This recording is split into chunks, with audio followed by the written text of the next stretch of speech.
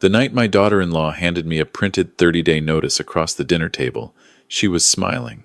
Not a warm smile. The kind of smile that belongs on someone who has rehearsed something for weeks and is finally delivering it. I looked at the document, read it through once, folded it carefully, slid it into my jacket pocket, and thanked her for the lamb chops. I didn't raise my voice. I didn't push back my chair and make a scene. I didn't remind my son, who was cutting his meat with great concentration and not looking at me, of everything I had given him over the past 7 years. I just drove back to my suite downstairs, sat in the chair by the window, and began to plan. 6 weeks later, I owned the commercial unit where my son's landscaping business operated. He found out when the lease renewal arrived in the mail. The name on the new landlord's letterhead was my holding company. He called me 4 times before I picked up. That was just the beginning. My name is Raymond Callahan, and I spent 40 years in the trades in southern Ontario. General contracting, mostly residential, some light commercial work out of Burlington and the surrounding areas. I was not a wealthy man by any dramatic measure, but I was careful and I was patient. Maria and I had built something real, the way people used to build things, slowly, without shortcuts. By the time I retired at 62, we had a paid-off house in Aldershot, a reasonable pension, 2 rental properties in the East End, and investment accounts that my financial advisor described as conservative but solid. Maria passed in the spring, 2 years before I turned 60. Ovarian cancer, caught too late. After that, the house on Fairview felt wrong in ways that were hard to explain to anyone who hadn't stood in a kitchen they'd shared with someone for 31 years and made coffee alone in the morning. My son Martin and his wife Diane suggested I sell and move closer to them. They had a finished basement suite, they said. Separate entrance off the side yard, a proper kitchen, its own bathroom. I could have my own space, they said, but still be nearby, for family. I thought it sounded reasonable. I was 63 years old and recently widowed, and I didn't have better ideas. I sold the house in Aldershot for $840,000, which was more than I had expected, and I moved into the suite on the September long weekend. I paid Martin and Diane a monthly amount we never formally agreed on in writing, which was a mistake I would understand later. $800 a month. I called it a contribution, not rent, which was another mistake. I helped with things around the property because it gave me something to do. I fixed the deck railing in October. I replaced the eavestrophs the following spring. When Diane's car needed new brakes, and she mentioned it at supper, I drove it to my mechanic on Plains Road and paid the bill. None of this was unusual for me. Maria and I had always believed that family helped family, that the people you loved were worth investing in. It was how we had been raised. Martin ran a landscaping and property maintenance company that I had helped him build, Callahan Landscape and Design. In the beginning, when he had the idea but not the capital, I had given him $45,000 for a used truck and a trailer, a commercial mower, handheld equipment, insurance, and the first season's operating costs. I had also introduced him to 3 property management companies I'd worked alongside for decades, which had given him his first commercial contracts. He had built from there, and he had built it well. The business was genuinely his. He had the talent for it and the work ethic, but he had needed the foundation, and I had provided it. The commercial unit where he operated, a 2-bay space in a small industrial park off Appleby Line in Burlington, had been my find. I had known the owner of the building, a retired plumber named Gary Stanton, through a decade of overlapping work. When Martin needed a place to store equipment and set up a proper office, I had called Gary and arranged a lease at a fair rate. Martin had signed it himself and maintained it himself, and I had stepped back because that was appropriate. But it was my relationship that had opened the door. I am telling you these things not to build a case for sympathy, though I understand it may read that way. I am telling you because these things are the context for everything that followed. When you understand what a man has given, freely and without contract, you understand what it means to hand that man a 30-day notice over lamb chops on a Tuesday in February. The problems had been growing for most of the year before the notice arrived. I had been aware of them without fully naming them. There were silences that settled over the dinner table when I mentioned plans or opinions. There were small corrections from Diane, delivered with lightness, but landing with weight. The twice-weekly suppers we had shared since I moved in became once a week, then occasional. I found myself eating alone in my suite more often and telling myself this was perfectly fine, that adults did not need to eat together every night, that I was an independent person and preferred my own company. When Diane's parents, Frank and Carol Myers, began visiting more frequently the previous autumn, I noticed the shift in atmosphere without understanding its direction. Frank was a loud, cheerful man from Barrie who had worked in insurance and never quite stopped selling. Carol was quiet in the way of someone who lets other people do the work and then decides afterward what she thinks. They came down for a weekend in October, then again in November, for nearly 2 weeks that time. Diane mentioned that Frank's knees were giving him trouble on the stairs in their house in Barrie, that Carol worried about winter driving. I nodded and said that sounded difficult. I understood at supper that Tuesday night in February, when the document slid across the table, that I had been slower to understand than I should have been. Diane had typed it herself. I could tell by the font, which was slightly different from a standard legal document. 30 days written notice to vacate the basement suite. Effective March 1st. She had not had a lawyer prepare it, which I noted carefully. At the bottom, a line for my signature and a copy for each party. I need the suite for my parents, she said. They need to be closer to us. Mom's hip has been a problem for months. They need a place that's accessible. The suite has its own entrance off the side yard. It's perfect for them. And where am I supposed to go? I asked. My voice was level. We thought you might look at a senior's residence, she said. There's a lovely one on New Street, very independent living. Or some of those newer condos being built near the lake. I looked at Martin. He set down his fork, picked it up again, and cut a piece of lamb that didn't need cutting. Dad, he said, it might be nice to have your own place, your own space. He was talking to his plate. I have my own space, I said. I live downstairs. The conversation went nowhere useful after that, which was probably by design. Diane had planned the exit and provided the paperwork. There was nothing to negotiate. I pocketed my copy, thanked them, and went downstairs. In my suite, I sat in the chair by the window that looked out at the side yard, where the separate entrance path ran along the fence I had replaced last April with pressure-treated cedar. The landscaping along the path, I had planted that too, some ornamental grasses and a few junipers that would take a couple of years to fill in properly. It looked good already. I was not a man who wept easily. I had not wept when the doctor explained what was happening to Maria. I had held her hand and listened and driven home afterward and made myself a cup of tea and sat very still for a long time. That was how I processed things that hurt. I sat still and I let the information settle and I started, eventually, to think clearly. I sat still for about 20 minutes. Then I opened my laptop. The first thing I did was go to my banking applications and review everything with fresh eyes. The investment accounts, which my advisor had managed carefully for the years since Maria passed and the house sold.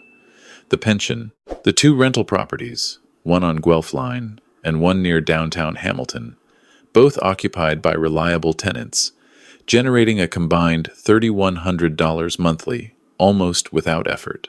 The liquid savings in my checking and high-interest savings accounts. I had not counted all of it together in some time, because I had not needed to. I wrote the total on the notepad I kept by the chair. I circled it, then I sat back and studied it. I was not a man anyone at that dinner table would have thought of as significant. I was a retired contractor who drove a 7-year-old pickup truck and bought his coffee at Tim Hortons and wore the same style of jacket he had worn for 15 years. I had lived in a basement suite and paid $800 a month to my son's household, and helped with repairs, and did not mention money because it felt immodest to do so. Neither Martin nor Diane had ever asked what I had. Why would they? To them I was, I understood now, an aging man who needed their hospitality. I called my lawyer, Paul Devereaux, the following morning. Paul had handled my real estate transactions for 20 years, and we understood each other well. I need a few things, I told him. A formal accounting of all financial transfers to my son over the past 7 years, documented with dates and amounts. And I want you to set up a numbered holding company under my name. Real estate acquisitions. How quickly can we do that? Paul asked if everything was all right. Things are becoming clearer, I said. That's different from being all right, but it'll do for now. I spent the first week compiling the documentation myself, because I have always been a careful record keeper. 40 years in contracting teaches you to write things down. I found the e-transfers to Martin from the original business startup. The down payment contribution I had made toward the house on Spruce Avenue, $160,000, given at a time when I had told myself and him that it was a gift, that family helped family, that I didn't want it back. I found the monthly transfers, $800, now 3.5 years of them. I found the receipts from the deck materials I had purchased myself, the Avestrifs, the brake job, total, $223,000, give or take. I wrote it out carefully, every line dated and sourced, the way I would have documented materials costs on a job site. I moved out of the suite on March 1st, exactly as the notice required. I hired 2 movers, and I was out before noon. I did not ask Martin to help, and he did not offer. I moved into a furnished, short-term rental apartment in downtown Burlington, a clean 2-bedroom on Lakeshore Road with a view of the bay, and I paid 3 months in advance without hesitation. Diane had not expected that, I think. She may have expected me to argue, to delay, to make it difficult in ways that would require further confrontation. Instead, I was gone cleanly, and the suite was empty, and there was nothing to push against. I watched the lake from my new apartment window, and I drank my coffee, and I began to make calls. I had known Gary Stanton, the owner of the industrial park unit on Appleby Line, for a long time. We had crossed paths on projects across the region throughout the 90s and 2000s. Gary was 71 now and semi-retired, managing a small portfolio of commercial properties with declining enthusiasm. When I called him that second week of March, just to catch up, I mentioned I was looking at potential commercial real estate investments for my holding company. You know, Gary said, actually, I've been thinking about simplifying things. The Appleby Line unit is one I'd sell if the right offer came along. Tenants got 2 years left on the lease, but they're reliable. The tenant, of course, was my son's company. I didn't mention that. I asked Gary what he was thinking in terms of price. He gave me a number. I said I'd have Paul look at the comparables and get back to him within the week. The unit was a reasonable investment on its own merits. 2 bays, good access off a main arterial road, solid mechanicals, newer roof, put on 4 years prior. The comparable sales in the Appleby industrial corridor supported Gary's number within about 8%. I made an offer slightly below asking. Gary accepted within 2 days. We closed on April 17th. Paul handled all of it, and the title went into my numbered holding company, 741926 Ontario Incorporated. My name did not appear on the exterior correspondence. There was no reason for Martin to know, until the lease renewal notice arrived in June. I had taken to spending my mornings at a cafe on Brant Street, working through whatever reading or correspondence I had, drinking coffee that was better than Tim Hortons and more expensive, which I didn't mind. I had spent 40 years being careful about expenses because I had needed to be, and I was done being careful about coffee. I had also taken on a small consulting arrangement with a former colleague, Barry Olmsted, who was working on a mixed-use development in Oakville and wanted a second set of experienced eyes on the contractor coordination. The work was not demanding, 2 or 3 hours, a few times a week, site visits occasionally, phone consultations. It reminded me that I was still useful in ways that had nothing to do with fixing decks or paying household contributions. On the afternoon of April 28th, Martin called. He called once and I let it go to voicemail. He called again, and a third time. I set down my coffee and answered on the 4th call. Dad. His voice was strange. I'd never heard quite that note in it before. Tight, like something was compressed behind it. Did you buy Gary Stanton's building? Gary Stanton's former building, I said. Yes. There was a long silence. You bought the unit where my company operates. I did. But... He stopped. Why didn't you... I waited. Dad. He exhaled. What is happening? I'm a property investor now, I said. I've had some time to think about my assets and how I want to manage them going into my later years. The unit came available, and it made sense. You didn't say anything. You didn't ask. Another silence, longer this time. I could hear him moving, a door opening and closing, the sounds of being outside suddenly, away from where others might hear. The lease renewal, he said. It came from a numbered company. I didn't know who that was. That's my holding company. Are you going to renew it? Paul will reach out with renewal terms this week, I said. The rate will be adjusted to current market. The unit rents below market right now, which wasn't sustainable for the previous owner. We'll bring it in line. Still a fair rate. Better than what you'd find vacant in that corridor. He was quiet for a moment. Dad, this is my business, my livelihood. I know, I said. Which is why I'll make sure the terms are reasonable. You'll have a proper lease, properly documented, everything above board. I didn't know you were going to do this. You didn't ask, I said again. Is there anything else you need? He hung up. I finished my coffee, left a fair tip, and walked out onto Brant Street in the mild April afternoon. Burlington was doing what it did in spring, thawing into color slowly, the lake still gray, but the trees beginning to show along the waterfront. I walked down to the water and sat on a bench and watched a pair of Canada geese argue about something near the marina. I was not triumphant. That is an important distinction I want to make. Triumph is for competitions where someone is losing. What I felt sitting on that bench was something more like restoration.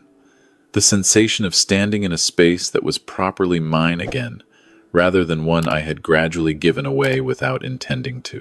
Martin came to my apartment the following Saturday morning. I had expected this, and I had bought a proper coffee maker in anticipation of the conversation. Not because I wanted to soften anything, but because I am a man who believes in providing decent coffee. He arrived at 9:15. I had seen more of the strain in him over those weeks since March. Even from a distance, he was thinner than he had been at Christmas.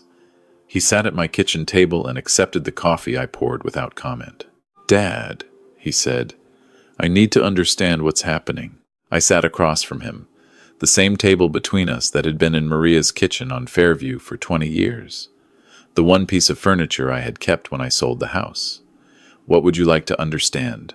You moved out. You bought the building where my company is. You haven't returned Diane's calls. She's been trying to reach you. I know. I've been choosing not to speak with her right now. He looked at me steadily for a moment. That was something new. The boy who had avoided eye contact at the dinner table in February had found something since then. Some resource of directness. I noted it. She feels like you're punishing her. I'm not punishing anyone, I said. I'm managing my affairs. I'm reorganizing my finances into structures that actually protect me. That's what a 64-year-old man with assets should be doing. By buying the building my business is in, that building is a good investment on its own merits. The tenant history is solid. The location is good. If your company weren't there, I'd find another tenant who would be. He turned his coffee cup in his hands. He has a habit of doing that when he's thinking, turning things in his hands. He got it from Maria. We made a mistake, he said quietly. With the 30-day notice. How it was done, I repeated. I let the words sit. Diane handled it. I should have. I should have talked to you myself, explained what we were thinking, figured out something better. You could have told her not to hand me a printed notice at supper. I know. You could have said something at that table. He nodded, looking down at his coffee. I know I should have. I was taking the easy way out, and it wasn't right. I had rehearsed many versions of this conversation in my head over the past 2 months. In some of them, I was harder. In some, I said things I had never said to him in his life, things that had accumulated quietly over the years in the way that unexpressed truths do. But looking at him across my kitchen table, in the apartment where I had been living alone since March, I found I was not interested in the version where I wounded him as deeply as I could. He was my son. He had made serious errors in judgment, and he had let his wife manage a situation that he should have managed himself. Both of those things were true. But he was also the person Maria and I had loved completely for 38 years, and whatever had gone wrong between us had not canceled that. "You helped me build everything I have, Dad," he said. "The company, the house. You were there every time I was in over my head. And I let you get handed a notice to vacate your home." "It wasn't your home either," I said. "That was Diane's choice of words, not mine. The suite was my home for 3.5 years, and I was a good tenant who paid on time and contributed to the property." "That's exactly what I mean." I let him sit with that for a moment. "What are Diane's parents doing?" I asked. "Are they settled in the suite?" "They moved in mid-March," he said. "Frank's knee surgery is scheduled for July in Hamilton. There's a lot of people in the house. You're supporting 2 additional adults in your home. We're not charging them rent." "I see. We probably should be," he said, and I heard in that the kind of clarity that comes from paying for things that have stopped being abstract. I told him what I had told myself in that chair by the window the night I read the notice, that I had given freely because I had wanted to, because I believed in family, because Maria and I had come from people who helped their own, that I had never counted it as debt, that I had not walked around with a ledger tracking every dollar. But when I had needed something in return, something as basic as being treated with dignity in a home I had helped purchase, in a family I had helped build, I had received a printed form and a dinner table smile. He was quiet for a long time after I said that. "What do you need from me?" he asked finally. "2 things," I said. "First, I need a real conversation with Diane, not a coerced apology, not something you've negotiated for me in advance. A real conversation in which she acknowledges what happened and takes responsibility for it. If she can't do that, then you and I will manage a distant but civil relationship, and that will be what we have. And the second thing? I'm not restoring the monthly contributions. They're done. That chapter is finished. Your company will pay market rent for the unit, properly documented on a proper lease, and we will have a landlord-tenant relationship that is professional and fair. The business help is done in the way it was being done.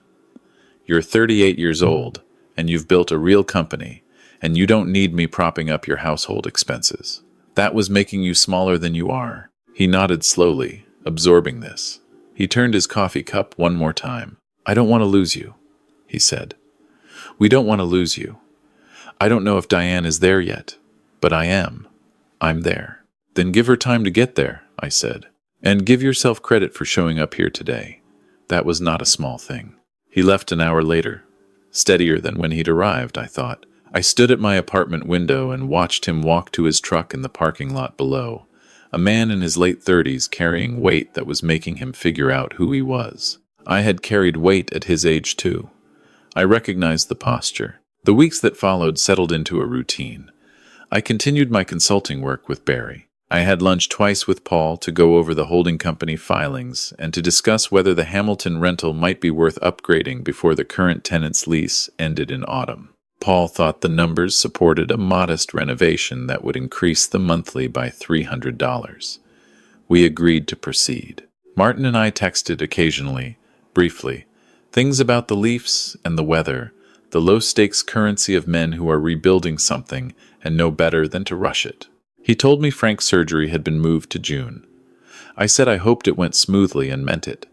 I have nothing against Frank and Carol individually. They are ordinary people who found themselves accommodated by their daughter at another man's expense. They didn't draw up the notice. They just unpacked their suitcases into the empty room. In late May, Barry and I drove out to the Oakville site on a clear morning to walk the framing with the project manager, a sharp young woman named Andrea, who had every detail memorized and didn't need either of us, though she was gracious about the consultation. On the drive back, Barry asked how I was settling into apartment life. "Better than expected," I said honestly. "I've got a good view of the water." "You seem different," Barry said. "Good different. Like you finally remembered you've got money." I laughed, which surprised me. "I've always known I had money," I said. "I just forgot it was mine to use." On a Tuesday afternoon in early June, I was at my kitchen table reviewing some contractor quotes Barry had forwarded when my phone rang. It was a number I didn't recognize, which I normally let go to voicemail. I answered it. It was Diane. "Raymond," she said. Her voice was formal in the way of someone who has been sitting with something for a while and has decided to say it cleanly. "I'd like to speak with you in person, if you're willing. Not through Martin, just us." I told her I was willing. We arranged to meet at a cafe on Martha Street the following Thursday at 2. I will tell you honestly that I did not know what to expect. I had seen the spectrum of what people do when they've behaved badly and the consequences have arrived. Some get defensive. Some perform contrition without meaning it. Some find, in the experience of actual loss, something that breaks them open into sincerity. I didn't know which version of Diane I would be sitting across from. She was already there when I arrived, seated at a corner table with a tea she hadn't touched. She looked tired in a way that was different from the composed, organized woman who had handed me a printed form in February. Something had worn on her. The crowded house, probably. The surgery logistics. The lease renewal from a numbered company she hadn't seen coming. The husband who had started, from what I could read between the lines of Martin's texts, to actually say things he believed instead of the things that were easiest. I sat down. I ordered coffee. I waited. "I've been trying to figure out how to have this conversation for 2 months," she said. "I've started it in my head probably 50 times. "Take your time," I said. She looked at me directly, which I respected. "I prepared that notice without thinking about what I was actually doing to you. I was thinking about logistics, my parents, the space, the timing. I had convinced myself it was practical and therefore fine." She paused. "I didn't think about the fact that you're a person who'd built a life in our home, who'd been generous to us in ways I think I managed to stop seeing." I let her continue. "Martin and I have had a lot of difficult conversations since you moved out," she said, "about money and what you contributed and what I think I took for granted." She shook her head slightly. "I'm not going to list all of it, because it'll sound like I'm reciting something I rehearsed. But I want you to know that I understand now, more than I did, what it cost you to be treated the way I treated you. And I'm genuinely sorry. That's not for Martin. I wanted to say it myself." I looked at her for a moment before I answered. I believed her. Not completely, not without reservation, the way you believe someone you've known for 30 years without complication. But I believed that she was doing her honest best in this moment, and that is all anyone can do. "I appreciate you saying it yourself," I said. "That mattered." She nodded, hands around her teacup. "I want to be clear about where things stand," I said, "because I think clarity is more useful right now than any version of everything going back to the way it was." She looked at me steadily. "Okay, I'm not going to be a financial backstop for your household anymore. Not for you and Martin, not for your parents' costs, not for any of it. The monthly contributions are done. The business rent will be at market rate and on a proper lease. Those aren't punishments. They're just how things should have been structured from the beginning, and I should have structured them that way myself. That's my responsibility to own." She didn't flinch. I think she had been expecting this. "Martin and I have both learned some things this spring," she said, "about what we can actually manage on our own." She paused. "My parents will be going back to Barrie after Frank's surgery is done. We've had that conversation." "How did that go?" I asked. About as well as you'd expect," she said. I had a very brief sympathy for that conversation, which I did not express out loud. We talked for another 40 minutes, not resolving anything dramatic, but talking, the way people do when they've decided to stop performing and try honesty instead. She told me that Martin had started getting up earlier, that he was at the shop by 6:30 most mornings, that something had shifted in how he approached the business since the spring, a seriousness she described as new, though I thought it might simply be visible now in a way it hadn't been before. I told her about the consulting work, about Barry's Oakville project, about the Hamilton property renovation I was planning. She seemed genuinely interested, which was perhaps the thing that surprised me most. When we stood to leave, she looked at me and said, "Do you think there's a way back to something? Not what we had, because I don't think that was actually good for anyone, but something." "I think so," I said. "I think that's what today was." She nodded. "Martin would like you to come for dinner sometime, when you're ready. No pressure on the timing." "Tell him I'll call him this week," I said. I walked back to my car on a warm June afternoon, past the shop fronts and the summer planters along Martha Street, and I sat for a minute before I started the engine. The city moved around me, ordinary and indifferent. People buying groceries and checking their phones and living their Tuesday afternoons. I was 64 years old, and I had just had a difficult and honest conversation with my daughter-in-law, and my son was calling me to arrange dinner, and I owned a commercial property on Appleby Line and 2 residential rentals and a view of Lake Ontario from my kitchen window. Maria would have asked me, walking in from the garden in the evenings with dirt on her gloves, whether I had handled things well. That was always her question. Not did you win? Not did they apologize enough? Did you handle it well? I thought I had. Mostly. I called Martin that evening. He picked up on the second ring. Diane said you might call, he said. I'd like to come for dinner sometime in the next couple of weeks, I said. If that still works. There was a pause, and in it, something that I recognized as relief. The particular exhale of someone who has been braced against a possibility that has now lifted. Yeah, Dad. Yeah, of course it does. We settled on a Saturday, 2 weeks out. No occasion, just dinner. I told him I'd bring a decent bottle of wine, and he told me that sounded good. After I hung up, I sat in my apartment as the evening came in off the lake, the water turning the particular shade of silver gray that Burlington gets in June when the sun starts to go sideways across it. I thought about the way things shift, not always forward in a straight line, but forward nonetheless, the way a building settles over decades into its foundation without anyone watching. The following Monday, I called Paul and told him I wanted to look at some additional properties. Nothing rushed. I wanted to be considered about it. Look at what made sense in the current environment. Focus on the corridor between Burlington and Hamilton, where I had the most local knowledge. Paul said that was smart and that he had a few things worth looking at. I also called Barry and told him I'd be able to take on slightly more of the Oakville coordination through the summer, if the project timeline supported it. He said it did, and that he was glad I had the bandwidth. He said the young project manager Andrea had mentioned me specifically in a site meeting and used the word thorough, which was the highest compliment in my trade. In late August, Martin and I walked the site of a potential landscaping contract together, a large residential property in Oakville whose owner had contacted his company about a full-season maintenance arrangement, plus some significant planting work in the fall. I had come along not as his financial backer or his advisor, but because he had asked if I wanted to see the scope of work, the way you might ask a parent or a colleague whose eye you trust. I walked the property with him and his foreman, a quiet man named Reuben, who had been with the company for 4 years.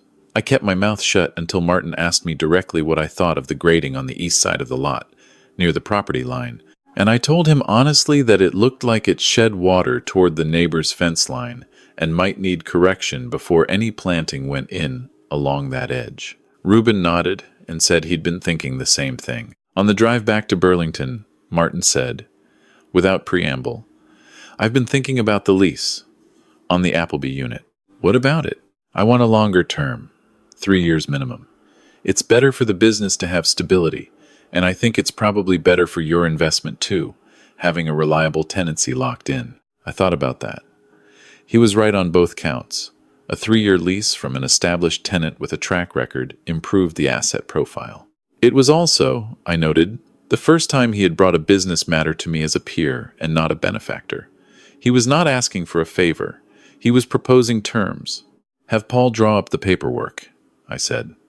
3 years at the current rate, with a standard annual adjustment clause indexed to CPI.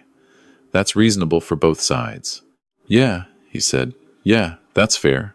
We drove for a while without talking, the way we sometimes used to on job sites, when I took him along as a teenager, comfortable in the cab of a truck, watching the highway. I'm going to buy the business off its feet, Dad, he said eventually.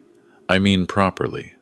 I've been thinking about what it would take to do that without any outside help. Meaning without mine.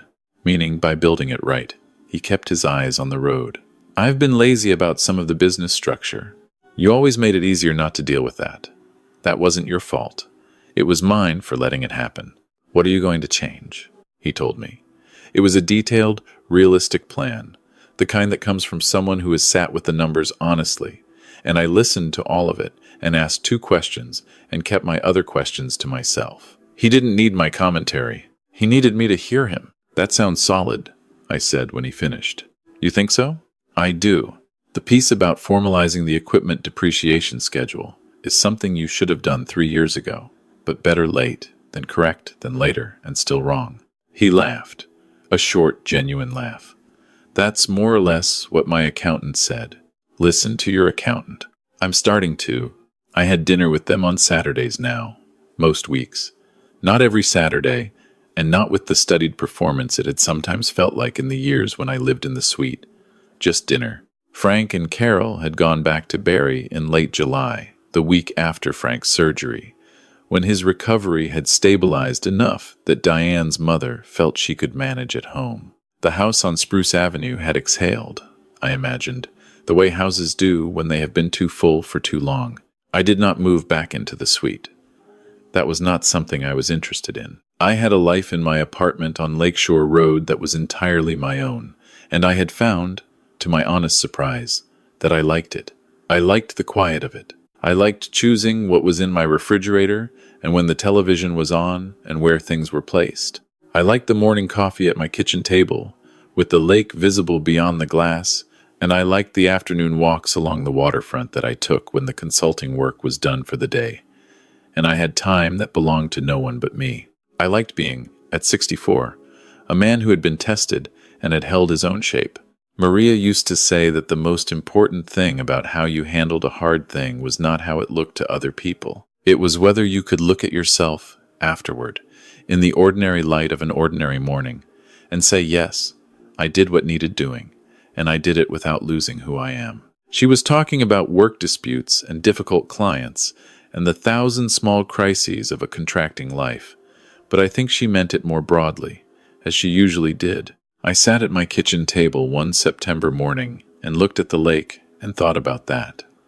The geese were moving south. The light had that early autumn quality, softer and more horizontal, the kind that makes the ordinary things around you look like they've been arranged by someone thoughtful. I had a call later with Paul about the Hamilton renovation progress. After that, I was driving out to Oakville to walk the site with Andrea and Barry to look at the mechanical rough-in that the contractor had completed. And on Saturday, I was having dinner with Martin and Diane. Nothing special, just dinner.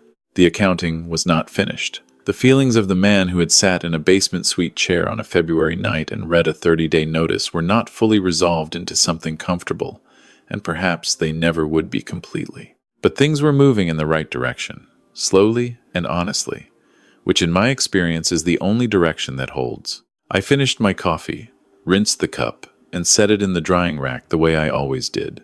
I had things to do. I went and did them. If this story resonated with you, I'd appreciate a like on the video. Subscribe to Shattered Vengeance so you don't miss what comes next.